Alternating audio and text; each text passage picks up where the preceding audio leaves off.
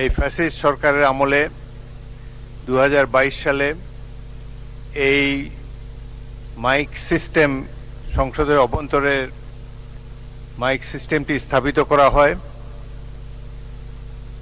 যারা এটি স্থাপন করেছে তাদের অ্যাটল কোনো ওয়ারেন্টি ছিল কিনা, মাইকের কার্যকারিতা কতদিন থাকবে এ সম্বন্ধে কোনো কাগজপত্র ইত্যাদি পাওয়া যাচ্ছে না।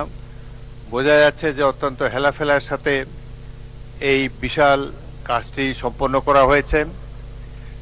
সংসদ কর্তৃপক্ষ আমেরিকার সেই কোম্পানির সাথে যোগাযোগ করার চেষ্টা করেছে। তারা এসে এই সংসদীয় মাইক ব্যবস্থা রিপেয়ার করার জন্য তাদের কোনো আগ্রহ নাই এবং তারা অ্যাভয়েড করে যাচ্ছে ক্রমাগত।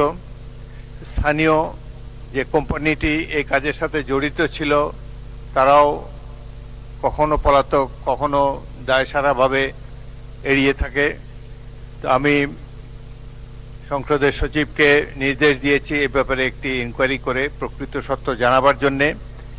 কারণ রাষ্ট্রের সর্বোচ্চ এই হাউস, এই জাতীয় সংসদে এইভাবে বারংবার বিদ্যুৎ বিভ্রাট ঘটা, এটা আমাদের জাতির জন্য, রাষ্ট্রের জন্য অত্যন্ত কলঙ্কজনক।